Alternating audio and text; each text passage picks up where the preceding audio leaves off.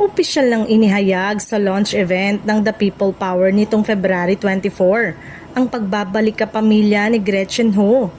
Kasabay ng pagpasok niya bilang isa sa mga host ng Y-Speak 2.0. Mainit ng sinalubong ng media at ng mga taga-suporta ang balitang ito, lalo't matagal ding inabangan ang susunod na hakbang ng TV personality matapos ang kanyang hiatus.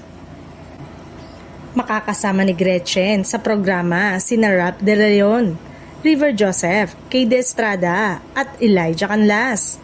Kasama rin niya sa isa sa mga original host ng show na si Bianca Gonzalez Intal, na kilala sa matapang at makabuluhang pagtalakay sa mga isyong panlipunan.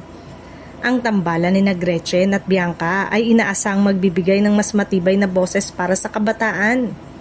Matatandang kamakailan lamang ay nagtapos ang kontrata ni Gretchen sa Signal TV5 at One News, dahilan upang pansamantala siyang magpahinga sa telebisyon.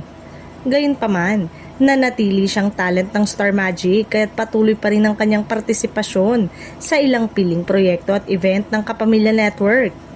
Dahil dito, hindi na rin masyadong ikinagulat ng marami ang kanyang pagbabalik sa ABS-CBN platform. Sa katunayan, marami ang natuwa dahil muli nilang mapapanood si Gretchen sa isang programang nakatuon sa makabuluhang diskurso at mga napapanahong issue. Ang Y-Speak 2.0 ay kilala bilang youth-oriented talk show na nagbibigay diin sa boses at pananaw ng bagong henerasyon. Sa pagpasok ni Gretchen bilang host, mas inaasahang lalalim pa ang talakayan at mas magiging relatable ang mga usaping ihahain sa publiko.